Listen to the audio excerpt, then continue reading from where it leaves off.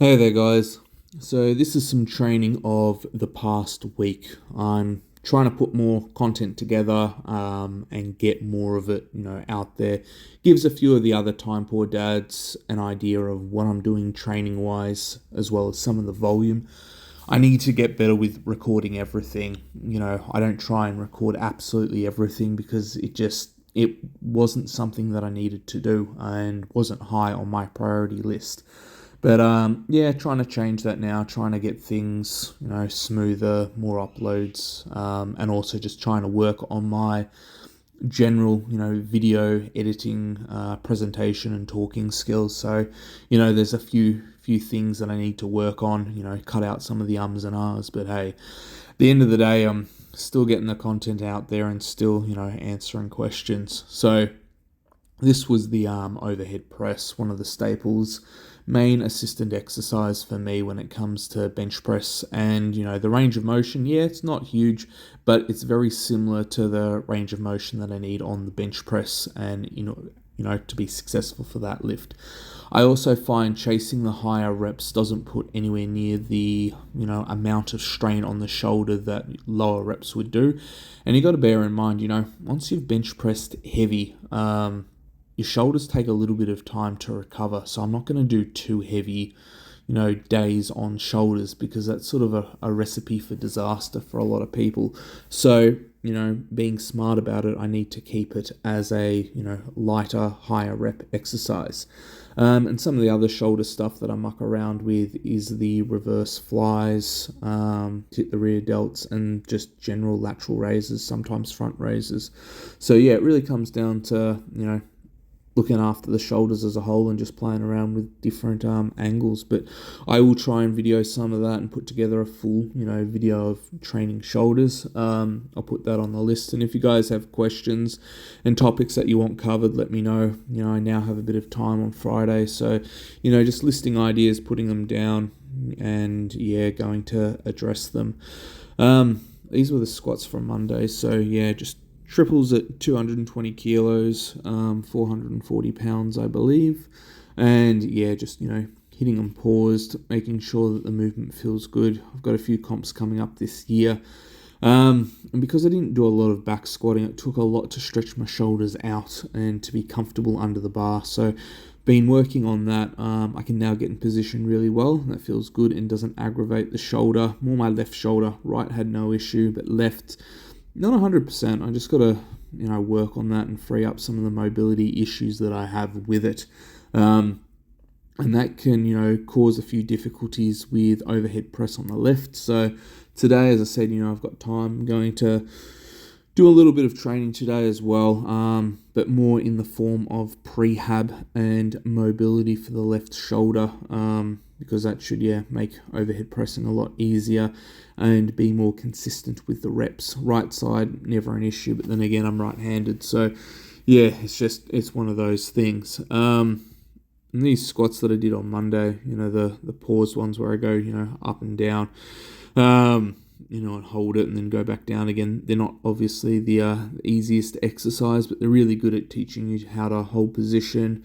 Gives you a lot of time under tension as well, especially in that base position where a lot of lifters miss it. For me in a competition, I use knee wraps. So if I'm really strong out the base, I can bypass the sticking point, sort of, I'm not going to say halfway up because it's probably more a third of the way up is where my sticking point is, and that comes down to core and abs, just not being strong enough to hold position.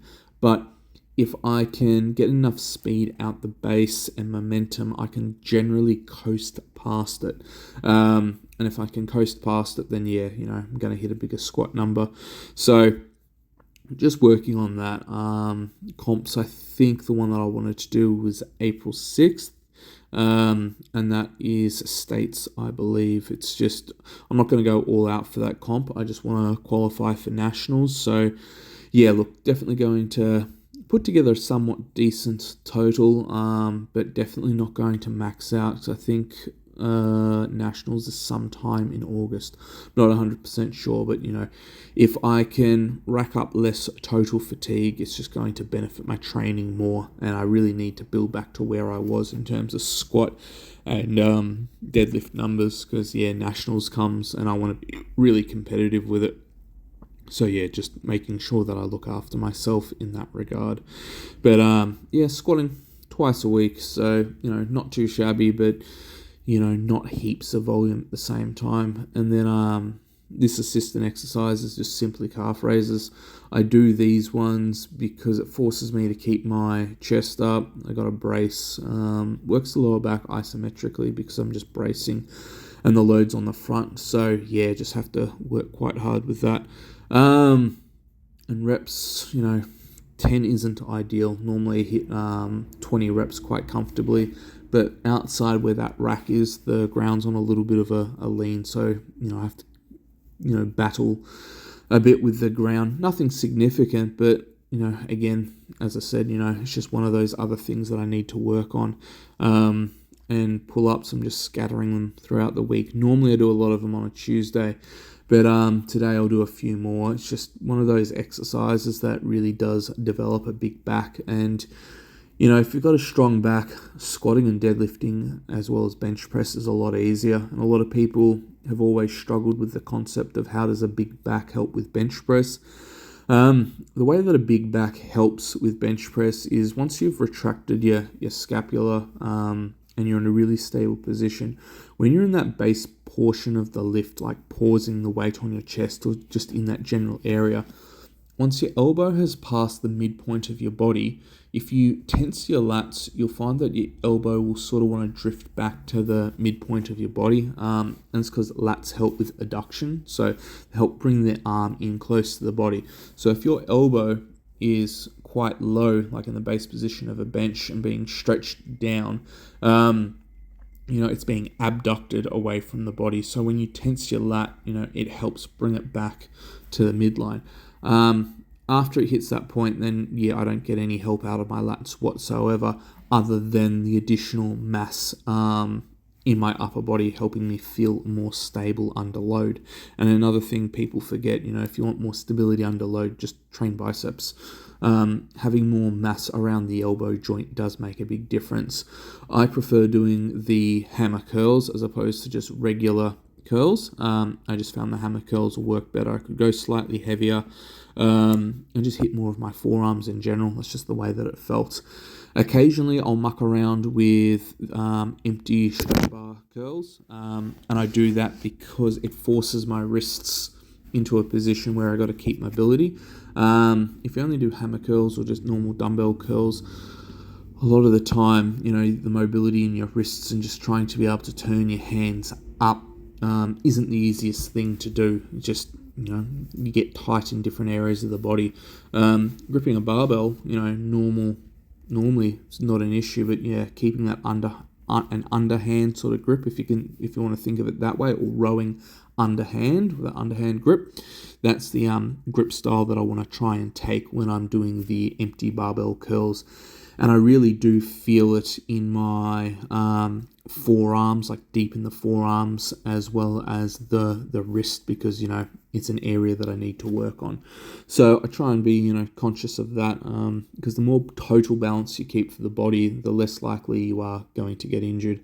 And again, with the barbell curls or the hammer curls, I just go really high rep, and that's just to target a different style of hypertrophy, because when I'm doing the pull-ups, biceps still get worked quite heavily, so there's a fair bit of load going through them there. And at the end of the day, I'm just conscious of the body as a whole, because this is my 17th year of powerlifting. I haven't got injured, but it's because I think ahead and I just think smart. And the other thing is, going high reps, if you're having a really off day, it's very easy just to chase high reps. You mentally don't have to be there, and you can pretty much just go through the motions and get the work done. You're still going to get a result from it. But if you're going really heavy and you have an off day and you're not concentrating, the chances of getting injury are far higher. So there's all those sort of things. And this was overhead press from the other day as well. right side was moving really well and left just moved like rubbish. I just mentally wasn't there. So, I'm lucky that for me, I'm chasing higher reps. There's no injury whatsoever. But today I'll, try and give it another crack. I just called it after that set. So, yeah, and you're going to have sessions like that from time to time. If you guys have any questions, regarding training, feel free to comment below and I'll do my best to get back to you. Otherwise, have a great day wherever you are.